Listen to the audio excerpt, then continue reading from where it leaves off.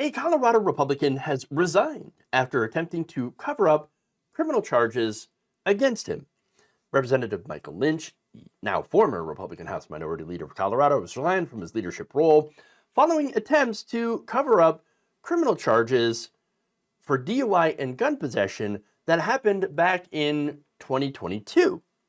According to a report, Axios on Wednesday, in his resignation announcement, he said, "It is with a heavy heart that I make this decision, but I firmly believe that our caucus is stronger when we stand and fight together for the people of Colorado." And by stand and fight, I mean, I'm getting out of here. Okay. So now Lynch had become minority leader just weeks after being stopped by a state patrol trooper on September 30th of 2022. He was speeding, going 90 miles an hour in a 75-mile-an-hour zone on Interstate 25, according to records. Reporter John Frank also noted that the trooper had smelled alcohol on his breath, and a test later registered his blood alcohol level at 0.16. So that's double the legal limit. He was also in possession of a gun at the time. So obviously you're not supposed to drive while you're drunk, but you're also not allowed to have a gun while you're impaired. It's not a good thing, right? Though, let's be honest, I'm sure a lot of people don't follow that rule. Okay, especially in the South. Let's be honest. Like, you think that rednecks are not drinking beers and shooting guns? No, they're doing that all the time. They might even be driving. Well, not while shooting, of course, but they got their guns in the car. I'm not saying it's right, but I'm just saying that I don't think that rule is very closely followed in those, especially in those areas. But anyway, he broke some laws. That's not good. But the worst part, of course, is, well, you know the saying, the cover-up's worse than the crime. In fact, there's police video that has been released, and this is why this is now making national attention. This was released on Friday of Mr. Lynch saying, "Don't mention this to the press." State representative here, and if there's anything we can do to kind of keep the press out of this, that'd be great. But I know that's not a lot. That's not a lot in your control. So. Well, I'm not calling the press. Well, okay. No, they'll find out. They'll find out. This will be a big deal. They'll find out. They'll find out. This will be a big deal. Well, I mean, he was right about it. We did find out. Now, I'm kind of curious as to how we found out. That's the question I'm going to get to. But this was released last Friday to the Colorado Sun in response to an open records request. So, according to the report, Lynch received 18 months from probation in a plea deal in which he admitted to gun possession while drunk and a lesser charge of driving while ability impaired. So, that is lesser than a DUI. So, let's be fair about that. Thing is, he was 0.16. Now, look, I understand alcohol hits everybody a little bit differently, right?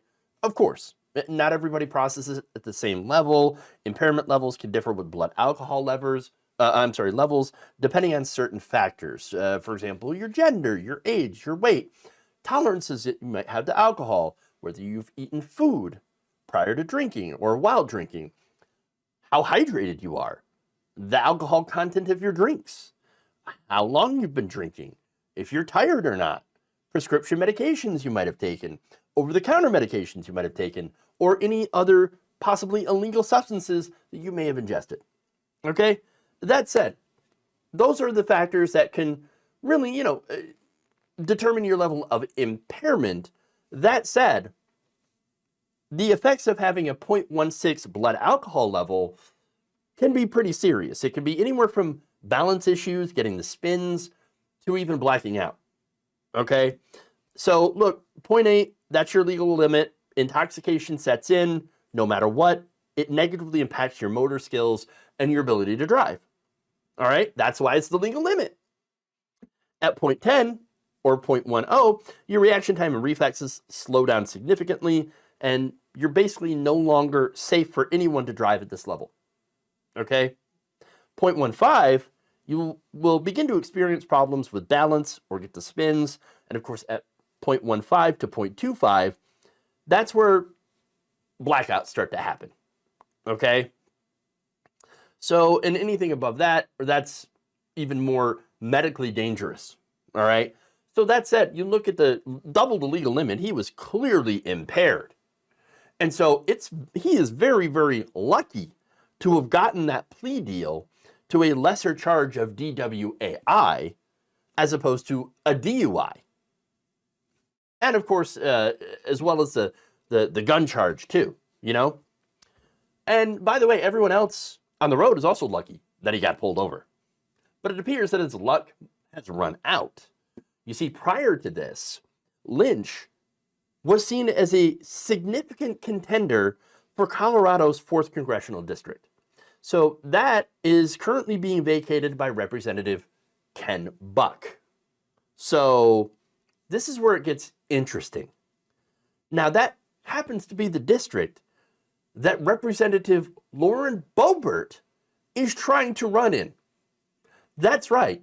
Boebert has picked up and left her old district, carpetbagged all the way over to the 4th, and now she's running in this district, and one of her opponents, her strongest opponent, gets a 2-year-old video of an arrest where he asks, let's not let the press find out about this one, just suddenly comes out? Oh, come on now. I mean, look, I know, a lot of speculation, but still, oh no, this seems weird. I don't have any proof. This is pure speculation on my part, but now, I don't know, it's a coincidence? Who opened that open records request? I don't know. This happened again 2 years ago. 2 years ago. And now we have a Republican primary involving Lauren Boebert. And suddenly, her strong competition, gone. Had to resign after pressure. Real weird. Real strange. But look, would you put this past Lauren Boebert? I wouldn't. As I've said before, politics is dirty.